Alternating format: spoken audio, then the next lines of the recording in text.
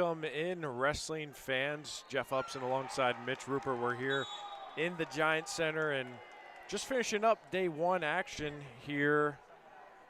What do you think? It's cold. It's cold. It's chilly. If Mitch is cold, you know it's chilly. Listen, I'm about to go find Bob Lombardi and slip him $20 and say, hey, let's crank up the thermostat. Turn up the heat here. Yeah, just for about an hour or so. Yeah. I think it's a worthwhile investment. I mean, there's ice under here. There is. There's ice. I am wearing shorts too, which is probably not a great idea. But yeah, it's not great.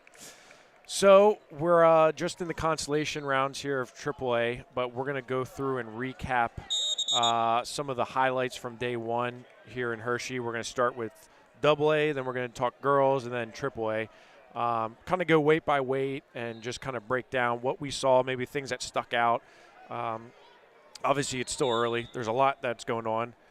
What's up, Matt Levy? We got our friend Matt Levy here saying hello. Let's start 107, Mitch, shall we? Sure. Xander Wilson looked good from He did. Williamson. I think you and I talked about it. I wasn't sure what to expect with him, but it looked good. Can you turn it up a little bit? Sorry, I'm trying to get our audio guy to turn this up a little bit. Seems like our volume is not where it should be. Carter Chunko and Javion Chambers was the most, I would say, anticipated match of the first round, Sure. Right? And it ended up being somewhat close, but a pretty dominating win for Carter Chunko. He won 7-2. Chambers was able to get a reversal, but other than that, it was basically all Chunko. Yeah, and the entire round, the first round there at 107, it felt a little chalky. It did. Like you were hoping for something there out of Chunko and Chambers a little bit, and it still felt a little chalky. Like you said, I was happy to see Xander Wilson wrestle well. He didn't wrestle particularly well last week at regionals after winning a District 4 title, Williamson's first District 4 title in, I think, 6 years. Wow. I was glad to see him come out and just put together a good match. He's got a tough matchup, Keegan Bassett, coming up here tomorrow in the quarterfinals, but it's just a good sign. Like, I like to see kids wrestle well, right? More than anything. And it definitely felt a little chalky. Sure. There was a lot of matches that kind of went as expected, right? 114 pounds. The biggest news here was what didn't happen, and that was Bryce Pequeno, who was not he did not wrestle because of not making weight. Yeah, and that was it. It snuck by the both of us. I got a message on Twitter. Did anybody miss weight? And I said, not that I've heard of. And he goes, well, I heard so-and-so may not have. So went and checked with Jack Young, the rules official, and said, hey, what's going on here? And he said, yeah, they missed weight. I don't know the specifics. I have heard some rumors about what it was, so I'm not going to get into that. It's tough to understand how that happens at the state tournament. And the only thing I can hope is that, like, it wasn't an injury of some kind. It wasn't an illness of some kind that caused this to happen, But I don't I mean, it does happen. It does happen. It's not the first time. No, it's going to happen again. Yeah. I mean, and I think a lot of people kind of, I know we said the top seed, and everyone's like, oh, he wasn't the top ranked. Right? Okay, yeah. Like, people got really upset about the verbiage that we used on social media, but he was the top guy in the bracket, which means he was the top seed per the PIAA. They only seed 4. He was the number one of the guys that were seeded. Right. I mean, people love to argue semantics. It's just all the terrible. time. Yeah. Yeah. I mean, it's like he wasn't going to win it anyways. Okay, so what? He was a regional champion, and he was in the top of the bracket. He was the top seed. So he's out. Right, so Caleb Hummel, who beats Bo Avini from Clearfield, Caleb Hummel, a 2-time state qualifier from Phillipsburg, Osceola, he ends up making it to the quarterfinals where he'll wrestle Eli Herring, who beat a returning state medalist in Jordan Minetti from Trinity, beat him 1-0. Didn't really get anything going offensively, but he was able to get the win. And he has a win over Hummel from the District 6 tournament. So you got to be feeling pretty good if you're Eli Herring, but Caleb Hummel, he's been here now 3 times, and he has not come away with a medal. So I think he's looking like, hey, one win, I'm in the medal round. He's well rested now too. You know, he wrestles probably at about 9:30 this morning is when he got out on the mat, and only had to go back out there a couple hours later to have his hand raised. True. So True. Could be an interesting matchup. When you're talking in the morning, it's an interesting matchup when those things happen. The other big match here was Sam Wolford versus Easton Mall. That was a big-time matchup. Both these wrestlers were 4th in the state last year at different weights in AA, and Sam Wolford came out on fire and never really looked back. He ended up winning by major decision, 13-2, but I thought that was a very significant win by him, especially last week after he kept it so close with Freddie Bachman. You got to wonder, like, okay, like is he primed for making a run to the state finals? And I think he showed that by beating a really tough Easton Mall. He's a guy whose results I've been watching throughout the course of the year just to try and get a feel for just where is Sam Wolford at this point, what level is he at. That's an eye-opener. You know, that's a great win. That's not just hanging around with a good guy. That's beating a really good guy handily, and that's an eye-opening win for him. It was more handily than he did at the Midwinter Mayhem. It was a lot closer at the Midwinter Mayhem. Think he has his lungs, and I feel like, I mean, Sam Wolford's so good on top. Like, once he gets on top, he's going to turn a lot of guys. And, I think he's primed for a good position, especially now that the quote top seed is not, he's not there. That's going to be a lot of fun. Max Dinges from Penns Valley had a big win over Tommy Boyce from Conway-Egan, who he was he placed 3rd in the state last year, and he was in the pigtails, right? Because he finished 4th in the region. Max Dinges is a freshman, really solid, but he ends up winning that 6-1. He's going to have another freshman, CJ Keynes from Hanover, in the quarterfinals. I can't wait for that matchup. Those two are two of the best in the state and the nation. Absolutely. CJ's a funky kid. Like, and if you haven't wrestled him before, he will put you into positions where you think you're in a good spot, but he has you right where he wants you. Right. So he's an interesting kid to wrestle. Like I say, Semper Gumby, always be Gumby, always be flexible. That's who CJ Keynes is, and he's dangerous too. We saw what he did at Super 32 when he kind of jumped. When he's on, man. Yeah, he jumped on the national radar there, and he's had some setbacks this year, including at regionals last week. But he's a dangerous kid. So Chase Wernsberger, also from Warrior Run, freshman, beats a seasoned senior, Angelo Lamonte from Reynolds. We were talking to our friend Jeff Uvino of what publication is he with? The Erie Times. Erie Times, yeah. And he was like, man, District 10 didn't fare too well today, right? Wernsberger looked good, though. 121, Will Detter, Dom Deputy. That's happening, quarterfinals. At one time, that's a 1 versus 2, a 2 versus 3, depending on the year or the time of year. Huge matchup. Two guys that were state runners-up last year, separate weights, but, I mean, huge implications here. And I really think after Elijah Scriven lost to Chase Homan, and he was getting beat by him before that fall. It wasn't a fluke there.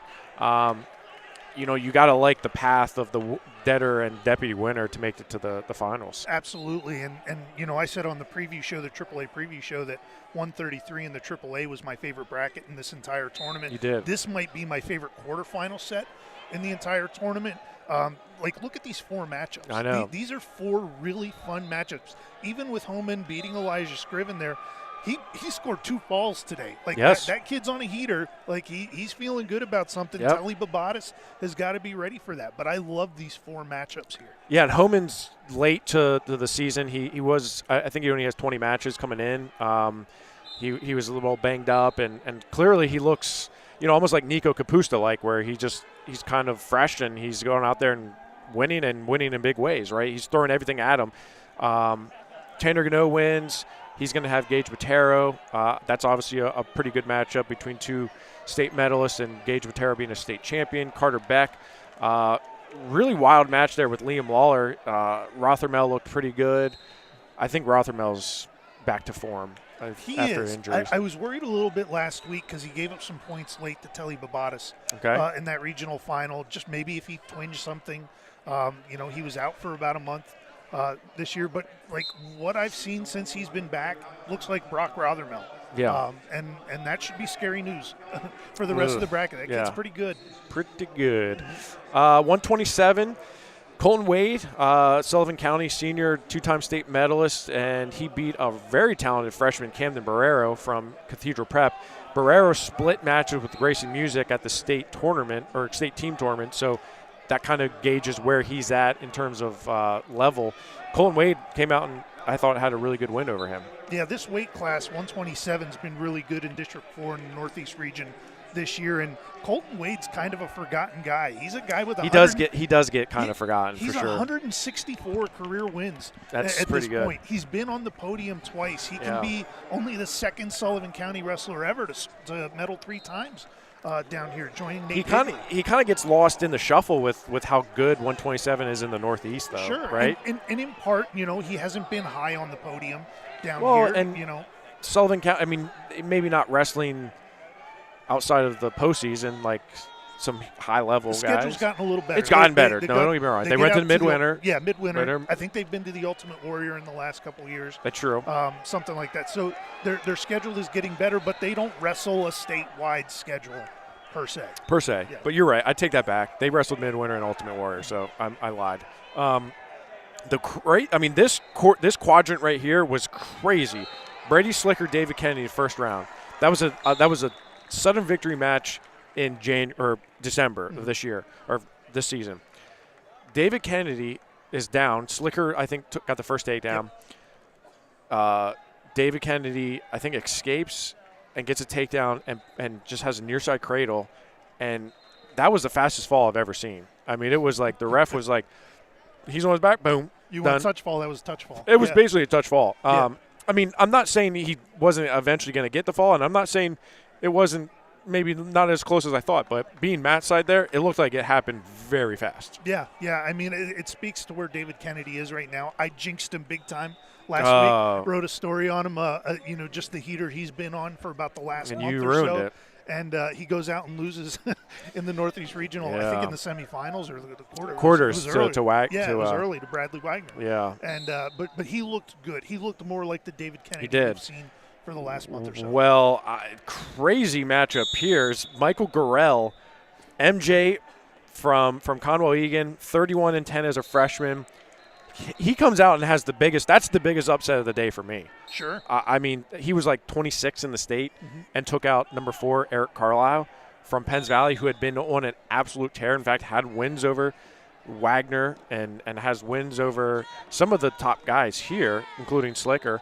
And Gorell came out, and it's like he couldn't figure out. Like, Gorell was just so scrappy, and, like, I don't know. He was just – I was watching it, and all of a sudden it was like, all right, maybe he's going to come back. It was like 3-1, and it just got worse and worse. And, like, I think Carlisle was trying things, and it was just biting him. Yeah, and then Gorell got a takedown in each of the 3 periods. You do that in just about any match, you're going to come out on the top side of that. And, it was very matter of fact. I talked to MJ afterwards, and he's like, I surprised myself. He admitted that, which is great. But, I think that's what he expects to be doing against some of the best kids. Great win. Yeah, great win for him. And as a freshman who, he finished 4th in a Southeast region that was not very deep outside of Joey Bachman, right? So, sure. I mean, I'm saying that was a huge upset for where he has been. I know his record is good, but, like, listen, it's either a huge upset or the ranker just isn't very good at what gosh. He does. Yeah, well. So it was a huge probably upset. The latter. It's a huge upset. You're damn right. Wagner wins. Music beats Carfley. Not surprising there. That was pretty tight, though. It was. Yeah. And I think Music kind of respected the fact that Carfley's dangerous. Sure. And I think he was a little bit more like, hey, I'm not going to do anything too crazy here. 133, Jax Forrest got taken down. That's the big news, but then he pins in 56 seconds. He did get taken down, though. Hartraft had a really good win over Keegan Oler of Cathedral Prep. That was a 7-1 sudden victory match. That was a good one. Gavin Green looked amazing against Tanner Hamilton, a very tough Tanner Hamilton. He looked really good. Straub was able to win over McClure. I have Green making it to the semifinals there, so we'll see if that stupid rankers is right there. Cyrus Hurd won, Judice won, Mucci looked really good against Blaze Vogel, who's not bad, and of course Aaron Seidel won. So Yeah, like you said, the big story there is just Jack's Force being taken down. Yeah. You know, on a pretty chalky day through all 3 tournaments. I mean, that's going to, you know, granted he got taken down and got a fall 30 seconds later. But I don't remember at 139 who we all picked because that was a long time ago and that was 12 hours of podcasting, so I kind of forget. But I feel as though someone, it might have been Greg because he's a Whippeal homer, picked Lucas Barr to make the quarters, and he did. Lucas Barr, 5th out of the Southwest, ends up getting a fall and then beats Jonathan Bissell from Sharpsville. I thought that was a good win for him. Barr had a good season up into the regions and then just kind of had some uncharacteristic losses. So he's now in the quarters against Noah Doy from Camp Hill, who had a very tight 5-4 win over Lomason of Bald Eagle area. That was kind of a tight. And I think that quadrant was a lot more wide open than some of the other ones. Look, I still think this weight class, and I wasn't there for the preview show for this one, it's still the top 3 guys. Were you only on the triple weight preview? I was on the triple weight. Okay. Yeah. It's still the top 3 guys, and then everybody else after that. But somebody's got to finish 4th, 5th, 6th, or whatever. They do that. They don't just forfeit them out. Yeah, absolutely. And Noah Doy's a guy who's been around for a long time. State medalist, yeah. And he's comfortable in this spot. He's comfortable down here, and he's a tough out. All Medina wins. I'll tell you what, Logan Powell from Central Clarence. Shout out Logan Powell. This kid, I've seen him wrestle for a long time. I feel like he's been around for a long time, 4 years now.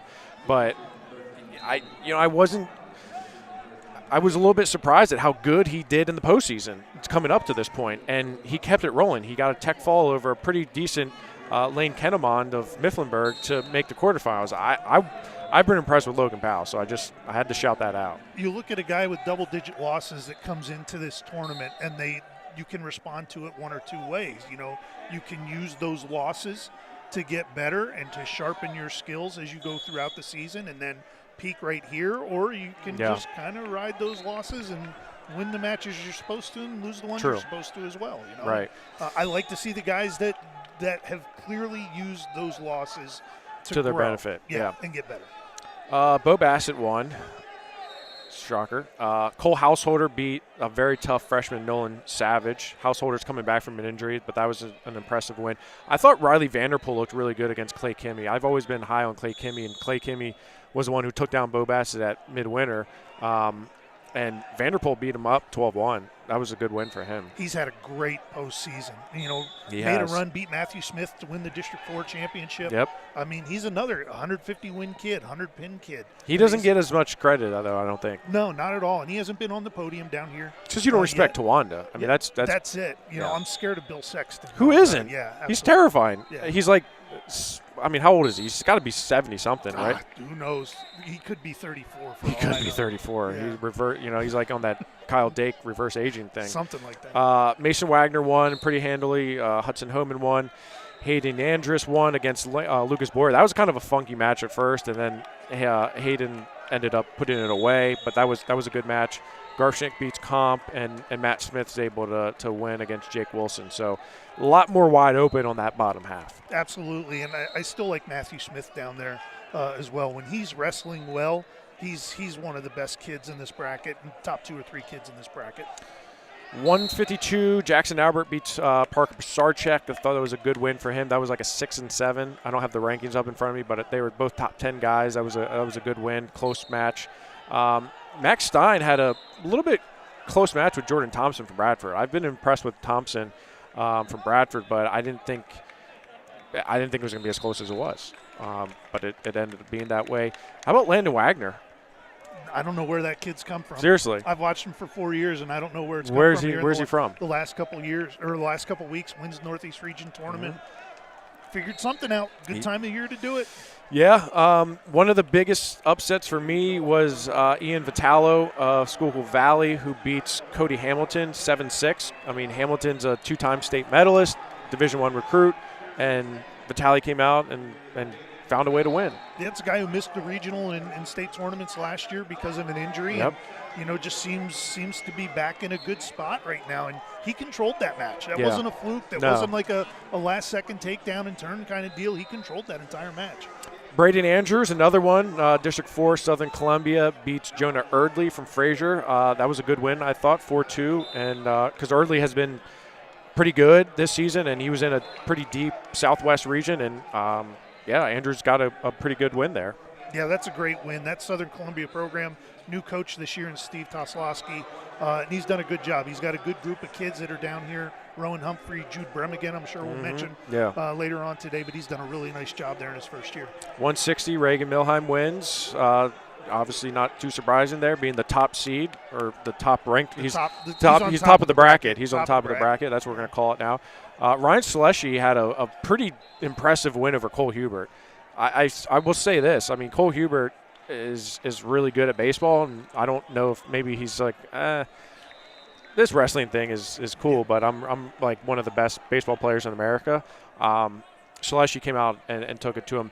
Owen Ivchik, Nicky Negron was a good match. 5-4 ended up being for Ivchik. And Brandon Bird won that. So I think that's going to be a good quarterfinal there, Owen Ivchik and Bryson Bird. Almadena beat Jaden Whaler. That was a good win. Absolutely, yeah. I'm a big Sam Almadena guy. I know you are. Yeah, and that's a really good win.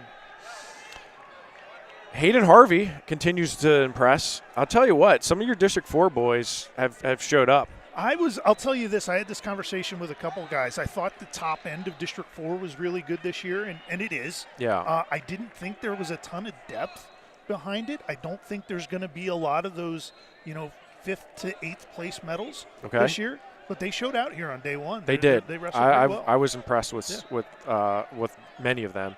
172, Brady Collins wins. Luke Fugazada wins. So that sets up a pretty good matchup there with Brady Collins and Luke Fugazada. I mean, both of them were top 3 in the state last year, right? Absolutely. That's a good matchup. I know Fugazada had that loss to Singer in the regional finals, which was maybe a little bit lopsided, but that's going to be a really good match.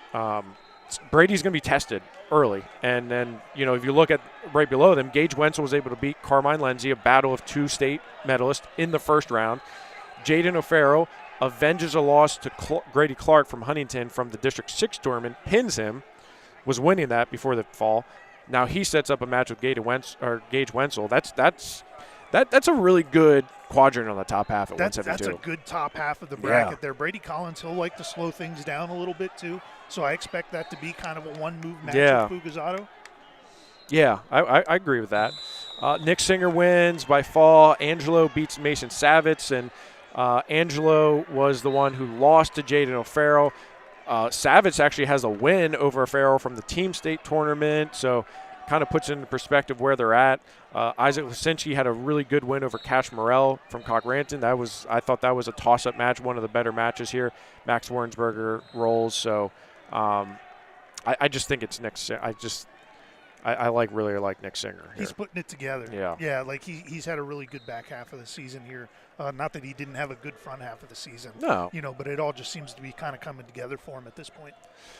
189, Adam Waters pinned. Go figure. CJ Pensiero from Bishop Court had a really impressive tech fall over Easton Belfour from Brookville. That was, I favored him, but I didn't think it was going to be a tech. No. He turned it on. No, I really I've seen CJ a couple times this year. Saw him at Wyoming Seminary when they wrestled that dual meet, and you just kind of watch him and go, this kid's a problem. Yeah. Some of these kids, like the second-tier kids at Bishop Court Faith Christian, they Jackson get lost Butler, a little bit because of the schedule they wrestle. Yeah. And you can tell that some of them are going to be a problem once they get to this point.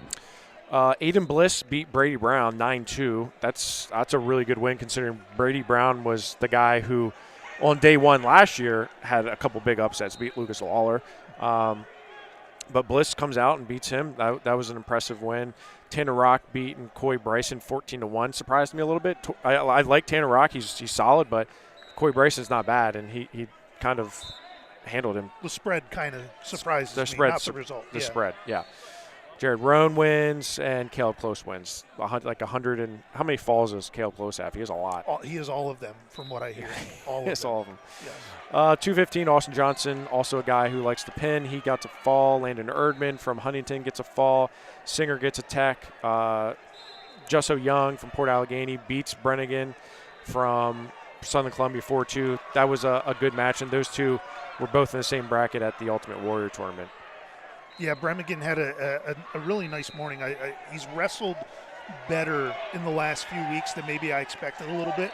I think he's just getting comfortable with where he is and who he is and how he has to go about winning matches. He's strong. He's short. Yeah, I mean, he's a tough matchup. Sawyer Robinson, talk about Tawanda, beat Kayla Albers from Corey. That was a hell of a match, 16-10 in Southern victory. I think it was on mat 2. That was a really good match. I thought the missed extra point might come back to bite him there, but no, hangs on, 16-10.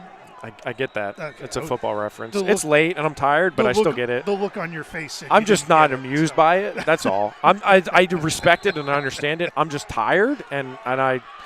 That's fine. That's fine. We're good with it. Yeah. I'll make the jokes. You don't laugh. It works out well. Landon Tucker, another District 4 wrestler who I feel like outkicked his coverage. A little bit, yeah. Like did you see? Did you pick up on what I did? I did not pick up, but a good job. Good Thank job. You. I thought you were tired. No, he's a freshman kid that I like. Like it's tough being a freshman in this weight class. And, and if you're not just physically mature yet, but this is a 40-win kid as a freshman at 215, and he's battled some tough kids coming out. I mean, Colin Griffin's really good. Yeah. He's a senior. He's jacked. He's really good. And, it's a great win for Landon Tucker. Yeah. So and almost like hello world moment, like here I am. Yeah, pay attention to him. Lucas Lawler, who he gets there. I mean, that's a tough match to get. Rowan Holmes at 285, he wins. Carson Neely wins. So the matchup that we've all been talking about at heavyweight is going to happen between Rowan Holmes and Carson Neely. That's a really big matchup between 2 state medalists.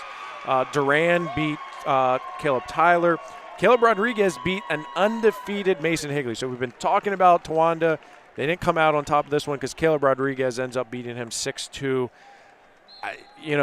It's heavyweight. It is. So a lot can happen. Yeah, Mason Higley, he's an undersized heavyweight. For he's sure. 215, 220, but he's tall and he's got good reach. And I thought Caleb Rodriguez just stayed in good position. He did. Like he knows Mason Higley likes to shoot. He didn't give him an opportunity to get to his legs at all. And then in the second period, just grinded on him on top. It was just a well-wrestled match. Jonah McCoy beat Landon Morehart from Montoursville. So District 4 not faring too well here at heavyweight. Jonah McCoy, a state qualifier. Landon Morehart also a state qualifier. Offendian gets a fall. No surprise there. So that's double A. That's double A. Yeah, we went through that pretty quick. That was much quicker than the previous shows. Let's do girls. Let's talk about the sure. Because TC Warner still. Are you prepping for AAA? Are you ready? You had the brackets up and stuff? No. Okay.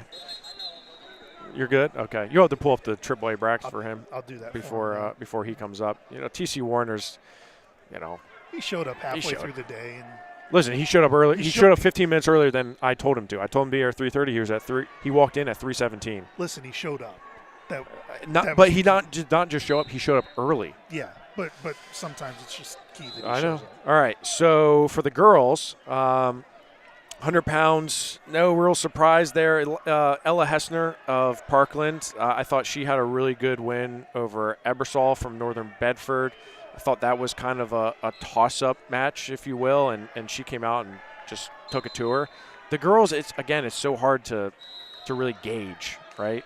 It is. I think we're all still trying to figure out the results that really matter, where the strengths are in the regions as well. Like we have a good idea that District 7, District 11, and the boys are going to produce some pretty good wressling. Still trying to figure it out. We're still trying to figure it out here in the girls' side.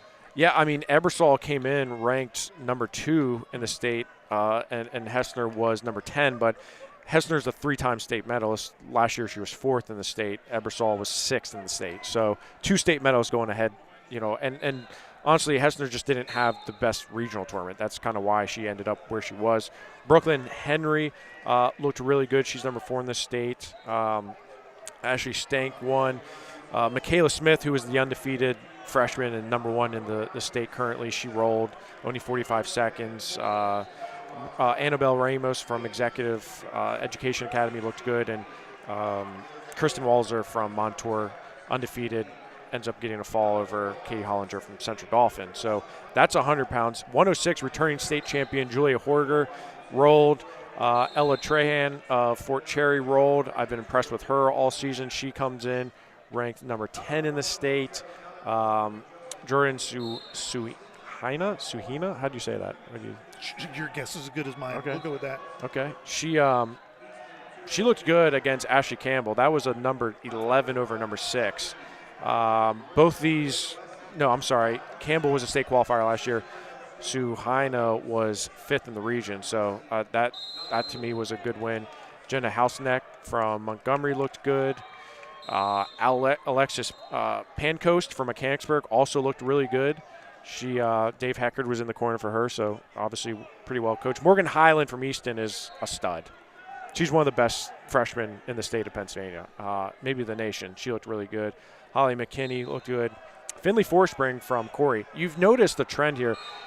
The younger wrestlers are becoming very, very good.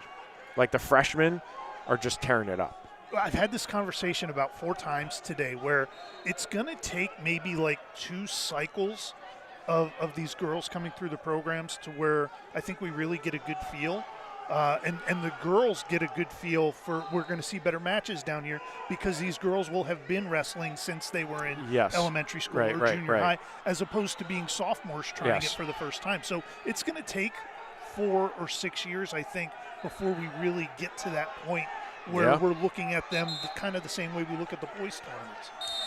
112 pounds, returning state champion Journey Rodriguez from J.P. McCaskey.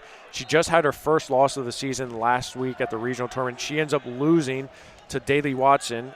It was, I believe, 4-0 at the time of the default. Yeah.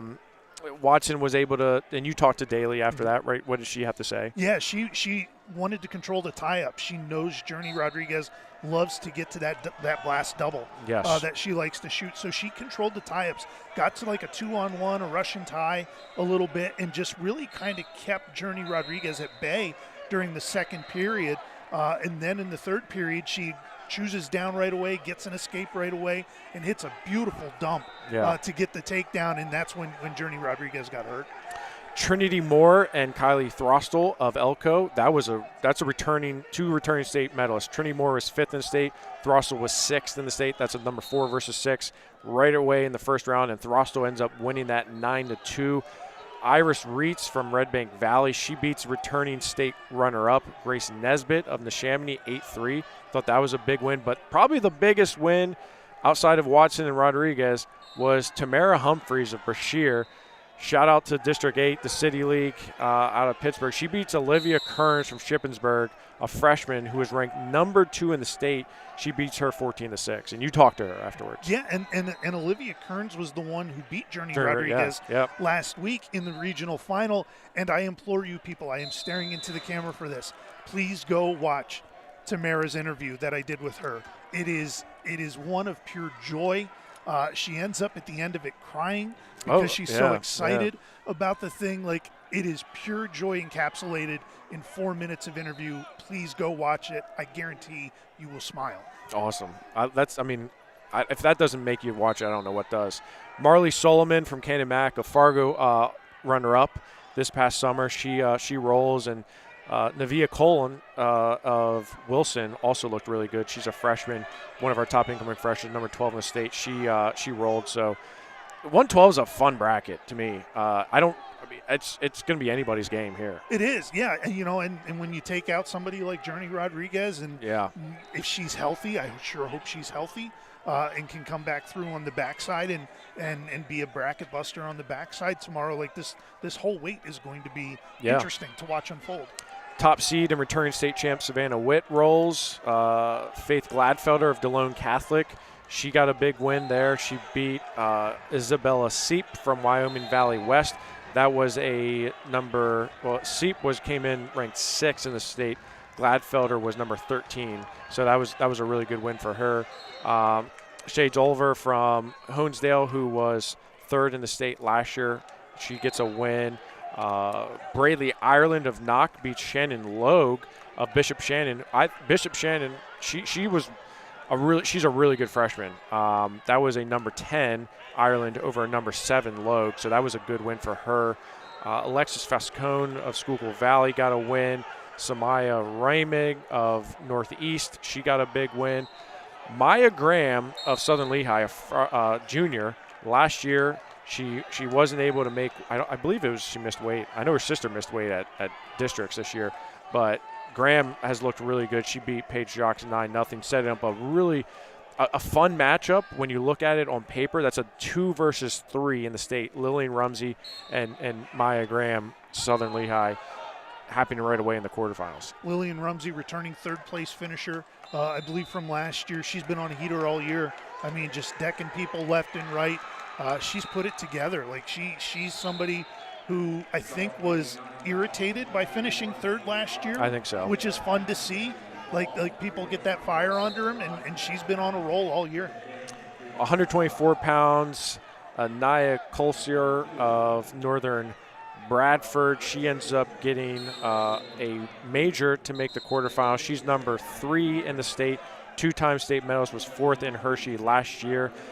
One of the more surprising results was, well, Jaya Klink, well, she got a forfeit. That's right. Emma Cunningham was a regional champion. I think she missed weight too.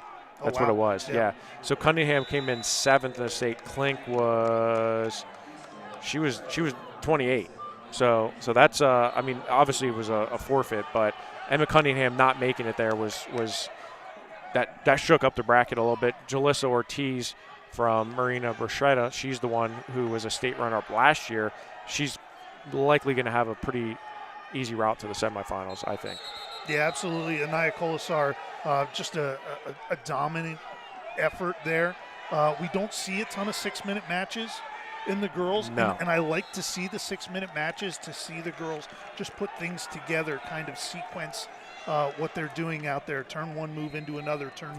She was the only one that had a 6-minute match. Yeah. All the other ones were tech falls or falls. But I will say this. I do think the wrestling on the girls' side so far has been better than last year, more competitive, I think, than last year.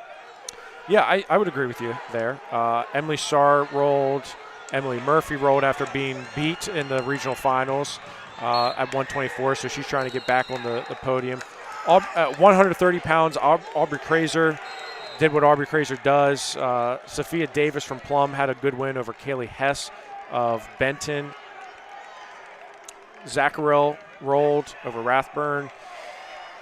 Tuford of Octorara, that was a good win for her over Gianna Jones from Owen-J. Roberts. Zoe Furman from Montgomery didn't have much of an issue. Kayla Husta-Luca, she had a good win over Kenna Hoffman. I think that was kind of a back-and-forth match. And Haley Smarsh continues to smash people. Smarsh smashing them. Smarsh, say that favorite. 5 times fast. Yeah, right. 136 pounds, Charlotte Guilfoyle rolls. Janaea Nobles had a good win over Emma Rose Arnold from Avon Grove. Charlotte Hunt, she's been looking pretty good as of recently from Phillipsburg Osceola. She's undefeated. I think she's going to – I think obviously everyone's talking about Charlotte Guilfoyle, but I think Charlotte Hunt is she's in the hunt. She is, yeah. And, undefeated. That's a good way to go about it. Ava Golding, she had a little bit of she got taken down, and that was kind of a close match. Ava Golding's also undefeated here from Kiski area, a returning state third-place finisher. She had Michelle Yakupova of Abington, and she gave her a match. That was a tight match. 1-2 for Briella Walk of Montgomery to move through there. The battle of the sophomores there. Good win there, setting up an interesting quarterfinal tomorrow. 142 pounds, returning state champ Zoe Haynes wins. Alyssa Tresco from Kiski area had a good win over Madison Miller of Honesdale. I've been impressed with Miller this year, and Tresco was able to get a win there. Madison was number 5 in the state. Tresco was 9 coming into this. Grace Naisman from Upper St. Clair had a good win. Jenny Gautreau of Owen-J. Roberts, I've been very impressed with her all year as well. Angelina Spockman from Parkland also had a big win over Avery Baldwin. I believe they wrestled previously, and I think that was an avenging win, but I can't be certain on that. Siona Harris-Hay from Johnstown, she had a 11-0 victory there. She's looking to get back on the podium.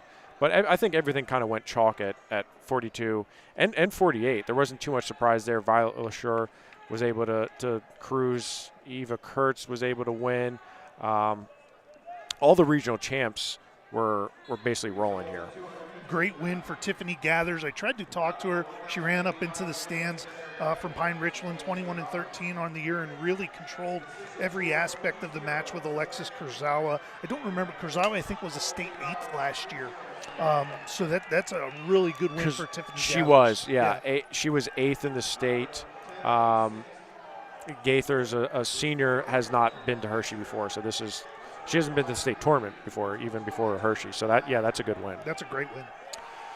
155, Malia Lambert of Northampton comes back. She was losing, and she comes back and gets a fall. Reagan Snyder, she had her hands full with Carson Champion of Norwin. She ends up winning that 6-2.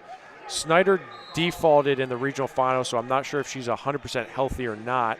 Caitlin Arnold from Avon Grove, who she's only had a handful of matches this year, especially against the girls. She was 7th in the state last year, ranked number 18 in the state. She beat Adriana Bowling from Gettysburg, who was number 5 in the state. So that, to me, was probably one of the bigger results. Yeah, and Juliet Alt on the bottom half there, falling 224. She's tough. Like she's fun to watch too. Katie Pryor from Del Val beat Sydney Ray from Northwestern. That was a good win for her. Sydney Ray looked pretty good in the regional finals, finishing ahead of Abercrombie and Carson Champion. So that was a good win for Pryor. Olivia Krupp from Emmaus, she got a good win. Juliet Alt, like you said, just rolled. JL Miller from Punxsutawney, she's rolling at 170. This was a weird one with Devea Truman from Erie. Don't have a lot. I didn't really know what to expect from her here, and Abigail Wagner is pretty solid, and Truman came out and handled that 11-0. Yeah, like you said, sometimes it's tough to have a handle on some of these. I think we're tough to have a handle. We're still trying to figure out which results matter because there are a lot of faults. There are on the girls' side, so it's hard. It's tough sometimes to figure out which results matter, why it matters, in a way that we already know, kind of on the boys' side of things. Alyssa Williams from Panther Valley. Obviously, a lot of the Panther Valley, we talk about Brenda Banks, but she had a huge win against Angela Emaroa from York Suburban, who was 6th in the state last year. That was a good win for her. She ends up getting the fall. She's 32-8 coming into this. The one of the bigger results for me was Octavia Walker getting a win over Sierra Ripka of Greater Nanticoke. That was, to me, Ripka came in number 3 in the state. Walker has had, she's taken some losses this year, uncharacteristic losses. She was a state qualifier last year. She was 21 in the state. That was a big win for her. Absolutely, and maybe just helping her to maybe believe a little bit and get back to that mindset that brought her to Hershey a year ago. Esmeralda Talese from Reading had no issues. You watched the Caroline Hatalia match. She's number 1 in the state currently. She was down, right?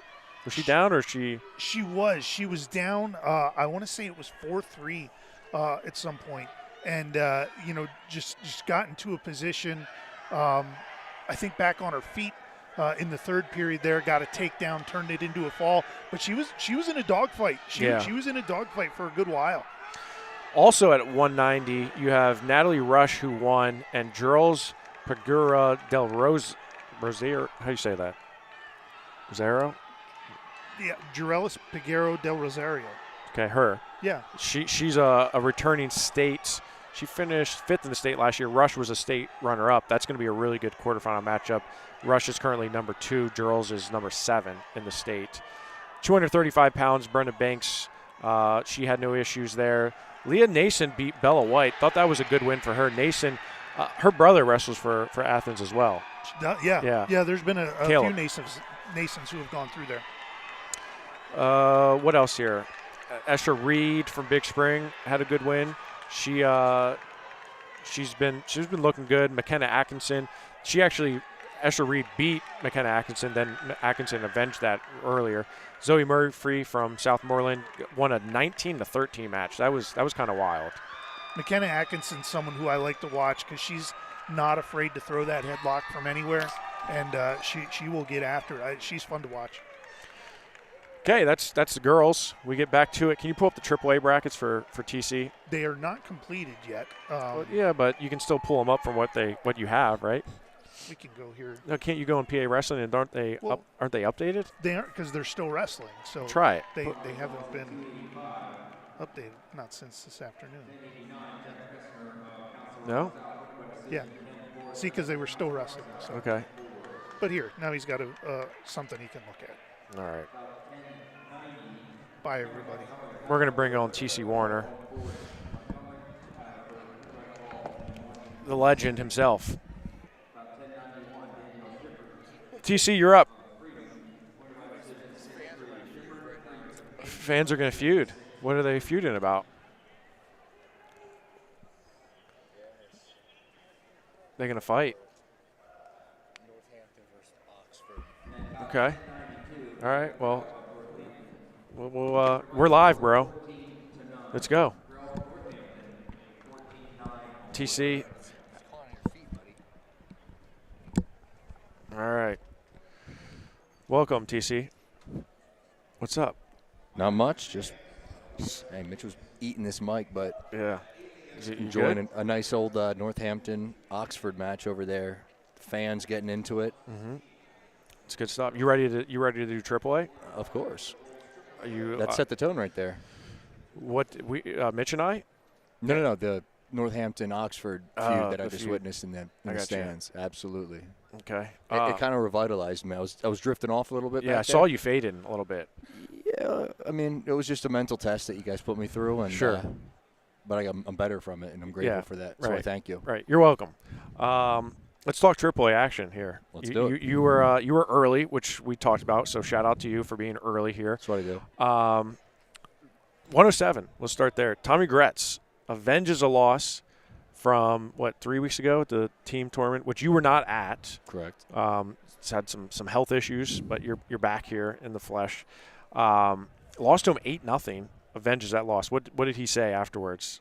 What was key there? So at first, he kind of just gave the cliche, humble answer of that just taking it one match at a time. But I really just tried to pull it. I wanted to know, all right, that's cute, but let's hear it. Let's hear the real thing. Yeah. And then he got down to the nitty gritty and kind of just said that he came out here this time and was aggressive, and the first time they wrestled was defensive and kind of just wrestled not to lose. Really changed that up, and I think that's what I wanted to hear. That's what you want to hear.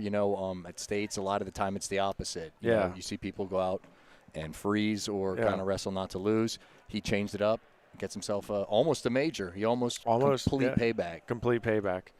I mean, coming from somebody like you, it means more because I had to dig answers out of you at times when you were wrestling, right? Right, yeah. I mean, it's not, the most. You weren't nearly your personality was nearly as developed as it is now. Right, because the last thing kind of, I get it. When you're done wrestling a match here at States, tensions are high. You got to cut weight, and then you got some goofball from PA Power coming and asking you for an interview. That's it's not the first thing I would want to do either. So I don't blame him. You don't blame him? Yeah. No, so I respect. See, I don't understand that. I've never been in your position before. But that was a good win for him. Sam Culp also got a win. That's a good matchup there. Sam Culp beat AJ Kane of Council Rock North, so I think that's a good matchup. Chase Williams also had a pretty impressive win at 107 pounds. Cale Mueller from Notre Dame Green Pond beat Andrew Alexander from Mifflin County. That to me was probably the biggest result of the day because Cale Mueller has had some good wins, but obviously you're having a Notre Dame schedule. It's pretty tough. He's been tested a lot, but Andrew Alexander looked really good at the West region. You watched him in the finals against McGarity, right? Yep. That was a tight match. And he was able to get a win there. So I thought that was Mueller came in ranked number 22 in the state. Andrew Alexander was 7. So that was pretty big upset. 100%. That's why you wrestled the state tournament. All past results essentially are meaningless.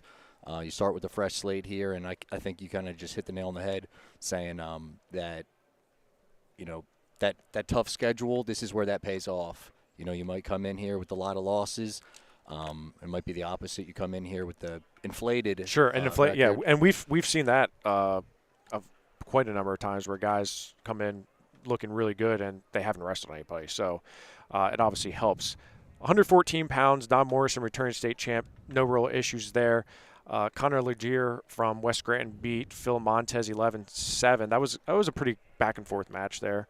Both those guys were returning state qualifiers. Wilmot Kai, no issues. The one match that I think most people are looking forward to is Nico Capusta and Max Tansini.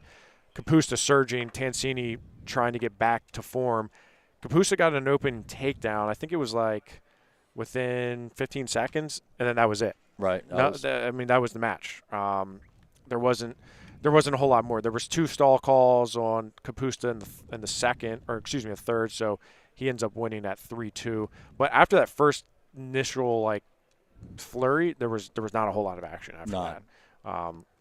So maybe not the most exciting to watch. Thunder Beard gets a win, 9-2. Dylan Barrett from Penn Trafford, he came out and you're like, who is this kid? He was going pretty fast, moving his hands and feet. Yeah. I like him. I like the way he wrestles. No, I like it. It was reminding me of Austin DeSanto a little bit. Kind of. But more controlled. It was more controlled chaos. But, yeah, he was on the go. Gallegos, the freshman, beat a very tough Clayton Walton ball 2-1. That was a little bit closer. And Gallegos, he wrestles tight matches. I think he keeps them a little too tight. I'd like to see him open up. Right. No, for sure. And we've seen his offense when he is opening up, and he's capable of scoring, and that's one of those matches where it states it's going to happen. But at the same time, if it doesn't need to happen, it would be ideal to kind of break that open and maybe just kind of those first-round jitters as a freshman with pretty lofty expectations.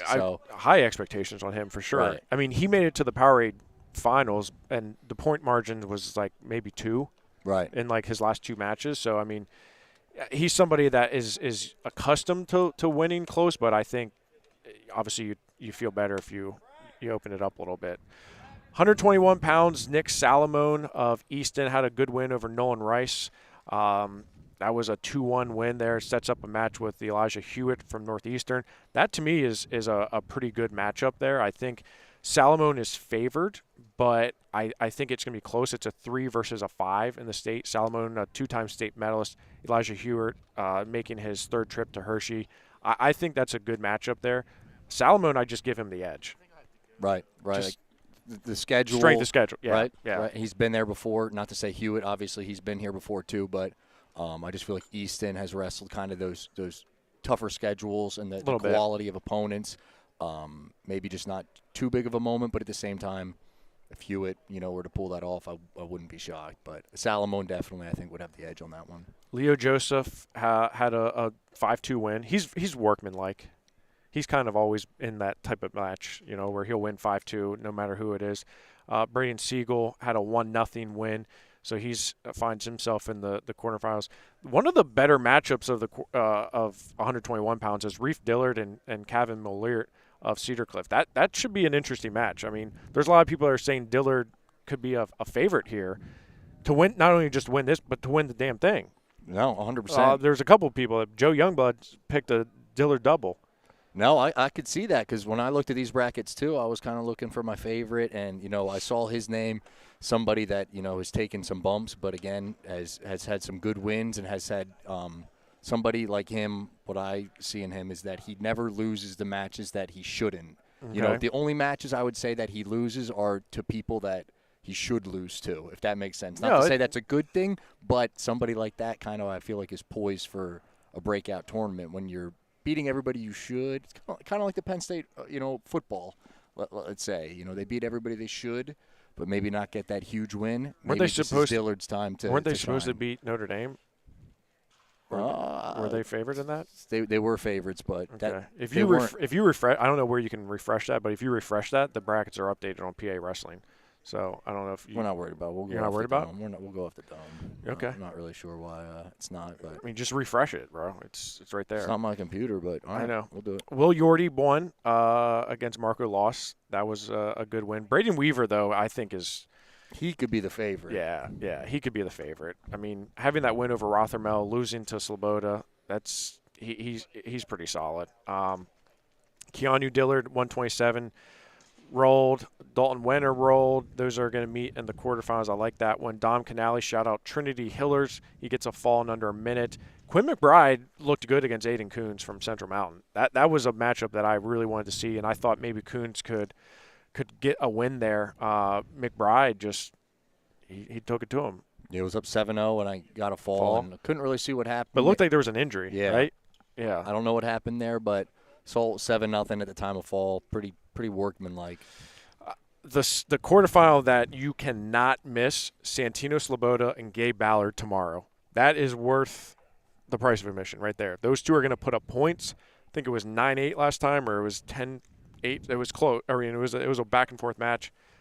That's worth it right there. 45-0 Sloboda, Gabe Ballard 36-10. A really good schedule though. Crazy schedule. Right, he went up to 33. Was wrestling Seidel, and all those guys. So yeah, that's going to be a really good. And he wrestled Dillard to tiebreaker 2 weeks ago. And that's the thing. I feel like they've wrestled what? This is maybe the second. They've wrestled at least twice because they wrestled last week. No, then, are you talking about Dillard and Ballard? Yeah. Yeah, they've wrestled twice this year, twice or 3 times. And it's hard to continue to – I feel like each time you wrestle, unless you're kind of getting worked by the person. Like you and Garrett Hammond. Yeah, I mean – Did he beat you? He beat me about like 15 times. But then you beat him. But like the 20th time I started to win. So hopefully not the case. I mean, in Ballard's case, hopefully that's not for him. Yeah, right.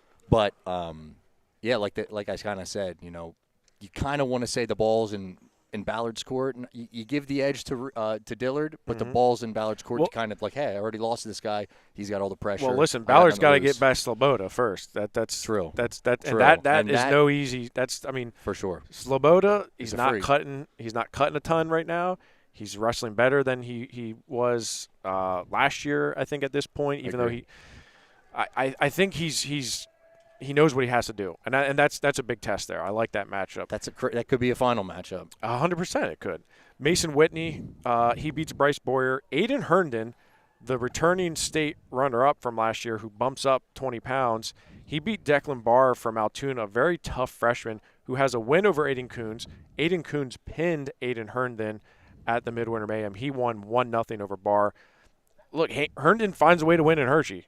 Doesn't have to be close, but it doesn't have to be a big lead, but he finds ways to win. That's all that matters. Again, you'd like to score some more points, but at the same time, if you can win those 1-0 matches, that's almost more of an impressive skill. One match that we'll go up to 133. One match that I don't think is going to get as much as many headlines as it probably should is Anthony Mutarelli and Trey Wagner. Turning state champ against what people thought would be a state champ last year had he been eligible, right? A national prep champ 3 years ago.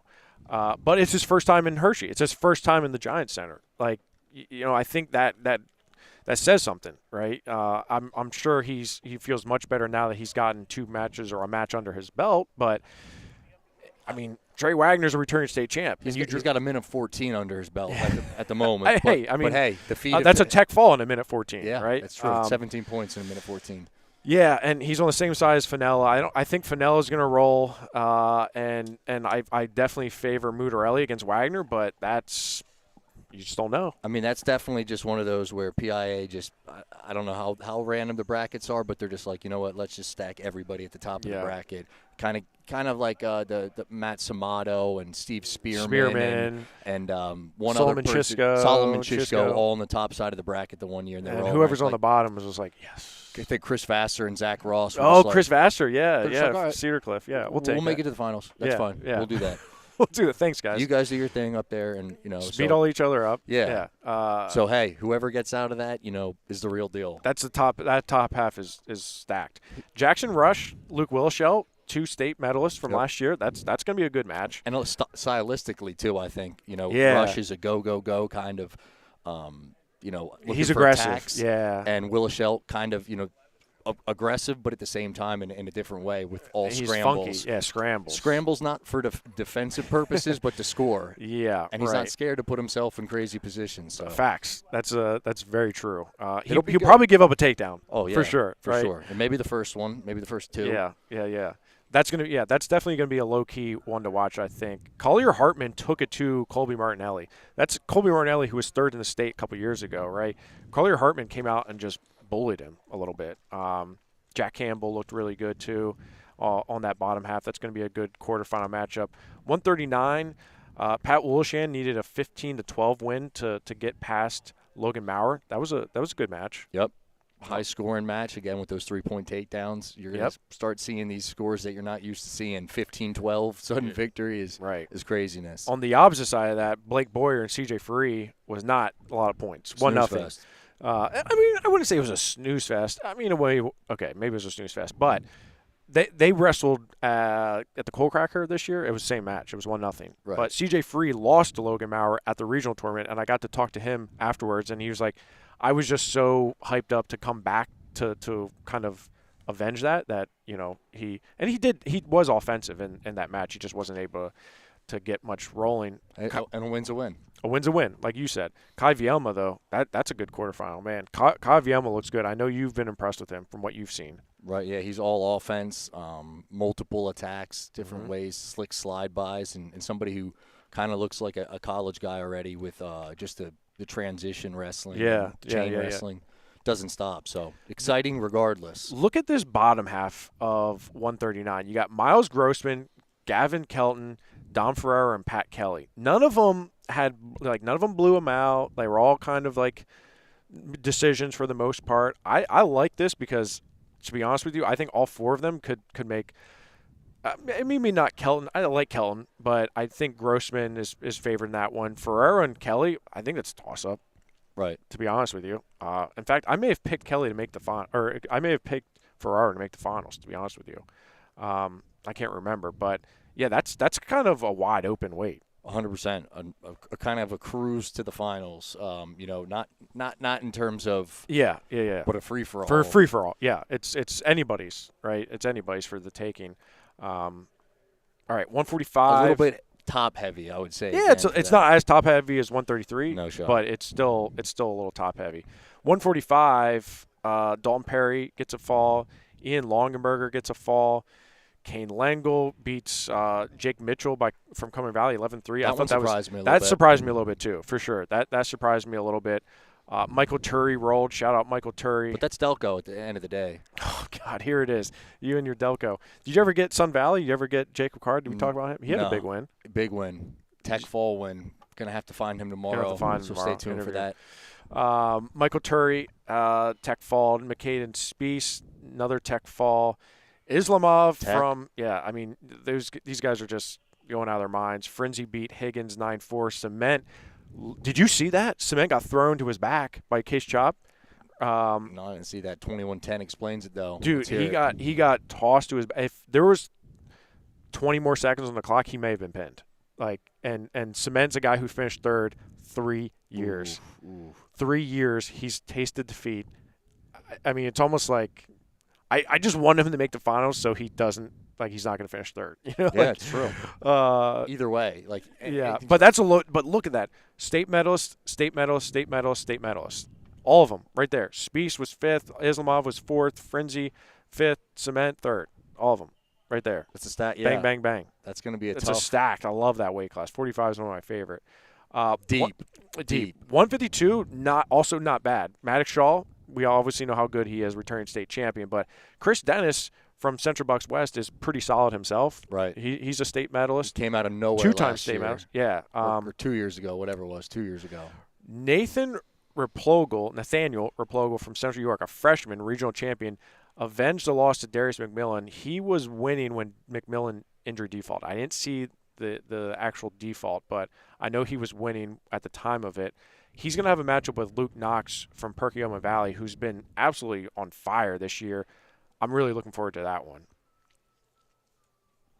You got anything to add to that? No, it looks like a solid matchup. I didn't see that injury default too because it. What about the Whitbread match? You saw that one right here. Oh yeah, they were tossing each other around, choking each other out, all kinds of crazy stuff, crazy action. That was a solid match. Yeah, Whitbread, somebody who you could see. We could get a Campbell match. I would like to see him and Whitbread. I feel like is going to be an underrated match here in the quarters. We could get a. Yeah, I agree with you. Whitbread and Campbell is going to be a good match. Let me pull up the rankings real quick to see where we're at here. Campbell is third in the state. Whitbread's 5. Yeah, so top 5 matchup. And Gavin Carroll on the bottom half, he is going to wrestle number 6, Evan Petrovic. But Evan Petrovic was number 2 in the state all season until he lost to Whitbread at the regional tournament. So that's in the low key. That bottom half is pretty solid, right? Pretty stacked, right? And another one where if any of those guys make True. the finals, it wouldn't be a surprise. Agreed. 160 Colin Guy rolled. Clint Miller from Elko. Shout out to Clint Miller. He looked really good against Braden White, who I've been impressed with all season. Clint Miller looked really solid from Elko. Yeah, Elko I thought was a fake school. Didn't think it existed. And Did you never wrestled anybody from Elko? Never even heard of it. I thought Elko was just like, Seriously? You saw people wearing those shirts at like a youth tournament, Elko, and you're just, I don't know what that is, but sick. And here they Mechanicsburg used to wear MASH shirts. MASH? Did you ever see MASH? Yeah, that's Mechanicsburg. That's a fake school. Okay, yeah, but that's not my school. So okay, well, you coached there for a little bit. Not an insult to me. Elko, look, they're lightning bolts, man. I've wrestled a bunch of Elko kids coming up. And they're here, and he beat a Whippeal kid. So he beat a Whippeal he's kid. Legit. Yeah. I don't care. And White is solid. He's solid. And Miller beat him. So so he's good. I don't care. All right, good. Charlie Scanlon beat Brillhart. So him and Lonzy Vielma, they wrestled last year at the state tournament with Vielma winning that. So that's going to be a good matchup. Both those guys are returning state medalists. Vielma was 5th. And Scanlon was a qualifier. Rook Smith beat Christian Bird from Hershey. That was a good win. Right at the end, too, I believe. Right at the end. Yeah, Rook Smith, 4th out of the Whippeal, or the West, ends up beating a regional champion. That was a good win for him. And that just shows you the Whippeal, how good it is. Yep. I mean, you're taking 4th, and you're beating the champ in the South Central, which was once a highly regarded region. Some can still consider it. I'll leave that up for public debate. Yeah, but I mean, it's what it is. John Smith, Oxford, another really good performance, beat Keegan Ramsey, who was 3rd in the state last year. Oxford's out here having a few kids here, right? Hostetter, we're going to talk about him in a second. AJ Corp, shout out Don Petrocelli, Ashton White. They were able to guide Corp to a 5-4 win over Jesse Scott. That was a good matchup. I thought that was a close one. Luke Sipes, he got a major. But he was a little bit closer than I expected. I feel like it was like within 3 going into that third period. He broke it open a little bit. For sure. It was definitely closer, than I expected. But at the same time, it's Sipes. He's been here before many times. We've been watching him win, for 4 years. And those close ones, too. So, yeah. I'm sure even just to get a major for him, not to say that he's not capable of getting a major, but it's probably different for him, here at the state tournament, just because he's had so many close ones, even when he's winning. Yeah.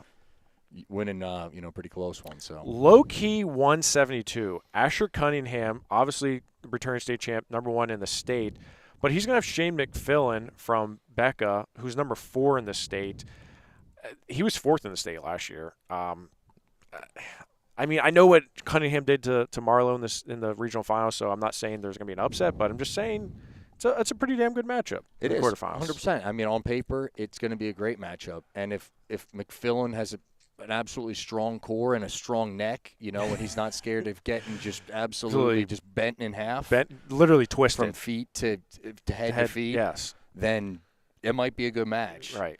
As long as he can avoid that, which is easier said than done, right, it may be a good match. But we also might see him like an accordion. Hopefully not for his sake. Or his body's sake. Yeah, yes. Yeah, hopefully we get a good match here because McFillin is a beast. I mean, he's a Becca kid, and he's battle-tested, Shout like you out said. Aaron Morican. 172 also, Connor Wetzel and Blake Hostetter. That's a very good matchup. Hostetter is number 6 in the state. Wetzel is 8th. So they have a common opponent in Gavin Cole from Council Park South. Hostetter's beaten Cole 3 or 4 times this year. Wetzel and Cole wrestled once, and Cole beat him. I watched that. That was at the Cumberland Valley Classic or whatever, I believe. I was there for you were there. You were on the mic for Pretty that. controlled. I was on the mic. Wetzel was 4th in the state last year. Cole was 8th. Hostetter, this is his first time in Hershey. He was injured last year as a highly touted freshman. So that, to me, is a really low-key – maybe it's not even low-key. That's a good matchup right there. That's Look at the really records. good matchup. The records speak for themselves, even if, regardless of the talent, of the people, the competition. Wetzel's been around, again, a senior. Yeah, he's upper versus lower classman, and again, just I have no idea what's going to happen with that. Absolutely no idea. So on the bottom half, Tucker Seidel, Bodie Marlowe. I think Bodie Marlowe's favored in that. Yes, I would say that. But Tucker Seidel's dangerous. He's strong as an ox, and I'm not going to look past him. The matchup that I'm really looking forward to is Mario Hutcherson from Kiski versus Brian Hurd from Abington Heights. You probably don't remember because you didn't really do much at True Power, but that was a match that happened at True Power. Brian Hurd beat him. Right. That's a huge senior versus freshman there. I mean, I'm surprised he got a tech. Look, I was just going to say, look what he did to Gavin Cole, who we just talked about. It was a returning state medalist and is number 7 in the state. 5 versus 7, and Hutcherson tech followed him in under 3 minutes. I mean, that's impressive. And I thought, Hutcherson, I'm like, I saw him. He got tech. Maybe it was by Cunningham or somebody at it was Cunningham. Regionals. And obviously Cunningham's an absolute freak, but I still was like, that's like kind of surprising a little bit. But then I saw what Cunningham did to Marlowe. And now I'm like, all right, Cunningham's just possessed right now. Like, he's been possessed since January. Everybody's getting tacked. If you're not from Jersey, he's tacking you. Tacking you. Just get tacked and embrace it. Yeah. So other than that, Hutcherson's completely as good as he was in my initial opinion. Sure. He's back to it. But Hurd beat Hutcherson in October at True Power. Hurd's a beast. Hurd is a beast. I mean, Hurd, how many times state placer? Just once. Just last once? year. Okay, all right. But he's been here at least. Yeah, he's been here every year. Okay. He's been here every year. I mean, he's a stud. He's going to Penn. Been at national tournaments consistently. Placing. Yeah, for sure. So, no, I mean, it's Hurd, I don't know your rankings right now, but Hurd would be the favorite in this, right? He's 3. Hutcherson is 5. That's a good one. Another 3 versus 5. I believe our second 3 versus 5. At least, yeah. So that's kind of crazy. Ty Morrison, man, we'll go up to 189. Shout out West Perry. Yeah, about it. And speaking of Hurd, I think kind of that was my big turning point with Morrison. I knew he was obviously solid, but didn't know much of him other than him being kind of local. But then he beat Hurd at Super 32 or one of those tournaments, and I'm like, all right, this kid's the real freaking deal. Not that he needed to do that to justify that, but for me, that was the kind of turning point. Like, all right, this kid's freaking legit. Ty Morrison looked really, really good 16 against to 2. Hunter Snyder, a returning state medalist. Now, Hunter Snyder has not had the best couple weeks, Correct. But you're still a returning state medalist who at one time is ranked number 2 in the state. Right. That was away from attack. Ty is on a mission, I think. And I think you've been impressed with him. Yeah, and everybody is extremely solid in this bracket, but just looking at it, if Morrison wrestles like that, I would be really surprised if anybody beats him in this bracket. Not to say nobody can. I thought maybe Hoare still does have a chance. Yeah. But you'll come to that. But he was in a little battle. He was in a battle there. Michael Spielman, who is a returning state medalist, who did not have a great regional. He was 5th in the region, so he just barely made it to the state tournament. He was in a battle with Kendall Orr, who is a freshman, and I don't know how much he's cutting to get down to 89. He wrestled 215 for most of the year, but Kendall Orr is a beast, and he came back and got that win there. That's all that matters. He's going to have a good matchup with Dom Sampolic, who came up a weight. So Orr was coming down from 215. Sampolic is coming up from 172. Now, fun fact here is he's wrestled Morrison twice last year. Sampolic did lost to him in very tight matches. So this top half, I think, Morrison's going to beat Euchre, and Sampolic and Orr is going to be a battle. And to be honest with you, that semifinal could be a really good one. That bottom half, though, Sun Valley, shout out Delco. Delco. I mean, think about all the Delco we're seeing. I'm Brandon seeing a Carr's, lot of Kennett. I'm seeing a lot of Sun Valley. I'm seeing a lot of Radnor. I don't even know if that's Delco, but it's going to be Delco for me. Yeah, because it's close enough. Sorry, sure. Radnor. Yeah. Brandon Carr's going to have Blaze Idol from Wilson, who got to be the 15th idol. That's there's saying that there's for about 20 of them, 15 and years. He had 50 wins coming into the season last year, into the postseason last year. He's only 41-6 now, but he beat Mark Gray, who is a very good senior from Kiski area, a state medalist a couple years ago. So Idol, who's coming up from 72 as well, he had that big win there. Abdul Akala. That surprised me, this one. This one, because if you remember Arand, he wrestled Orr in the regional really finals. close. In the really finals. Super close match, right? And, Akala this is his second time to Hershey, but it's hard to really gauge where he really was. And he beat Arand, who I believe beat him at the Conestoga Buckskin Neil Turner Memorial. I believe they wrestled there. Okay, I believe it. And Arand won that. So I'll have to touch up on my buckskin classic knowledge, but listen, that's where PA Power Wrestling was born. True. Was Buxton? Really? Yeah, that's where the idea of it came from. Okay. Walter Peppelman wrote it down on the bracket and was like, "Hey, you need to do rankings," and we came up with the name PA Power Wrestling. Okay. So it's beautiful. What's a beautiful up, story. Thank you, Zurcher, your boy, who definitely has been to the gym a few times. He wins. It's a good matchup, right? Respectfully, and as he should. That's a good matchup. But what are we thinking? Zurcher and our boy Akala. Who you? I favor Zurcher, but I don't. Who knows, right? Again, on this bottom half, I could see anybody doing that and anybody winning. Carr, honestly, is pretty impressive. I remember watching him against Morrison at the same Cumberland Valley tournament. Yeah, and pretty close match. I think Morrison kind of opened it up a little bit, but I want to say it was within I don't know, maybe like. Yeah, it was tight. It was a decision. Yeah, I don't know. It was closer than Yeah. Delco. I'm like, all right, I don't know this guy. We'll see. But he was tough. He's tough as crap, and his brother is. So again, opposite end of the spectrum there in weight wise. Yeah. 215. Elijah Brown, number 1 in the state. Quick fall. Yep. He pinned him in a tilt. I believe in pinned him in a tilt. Impressive. I can't say I've ever been pinned in a tilt. I've been pinned a lot, but not in a tilt. John Boggs from St. Joe's Prep, who's been really impressive this year, beat Osherman from Waynesboro. Connor Smalley wins. Jake Conroy had to survive Walker Murray from Pennsbury. That was a back-and-forth match. Conroy was able to get a takedown. And was there an escape, or did he let him up? I forget what happened there. But Conroy ends up winning that 4-3. Conroy's trying to get back onto the podium after finishing fourth last year. He's a Fargo All-American going to Cornell. That was a 4 versus a 5 in the first round. Crazy. A 4 versus 5 in the first round. So that shows you how deep the West is here, because all 4 of the West guys made it out. Roman Thompson beat Decker Bechtold from Owen J. Roberts. Brady Rebuck from Shikellamy. You saw him at the Cumberland Valley Kickoff too. He's had a really good year. In fact, Walker Murray beat him there. So the Whippeal here, though, Bell Vernon, Ringgold, Kiski, and Pittsburgh Central Catholic all into the quarterfinals. Yeah, I mean, that speaks a lot of volumes for the Whippeal and that strength of schedule. Yep. 285, Dean Bechtold, Owen J. Roberts fall in 2 minutes 31 seconds. I'm surprised it actually took him 2 minutes and 31 seconds to get that fall. Peyton Kearns got a 1-0 win over Gavin Grell. There was not a whole lot of action there, but Kearns is able to survive that one and advance, right? That's what do you say? It's all about just getting the win. Just getting the win, right? Just getting the win. Kearns was 4th in the States. Grell was 11. Rierick, Philip Rierick from Armstrong continues looking pretty solid. He's number 5 in the state. Got a win over number 9, Dan Schiffert of Freedom. Gunnar Hiller, Cedar Cliff, your Colts. Shout out to the Colts, right? You like the Colts. Yep.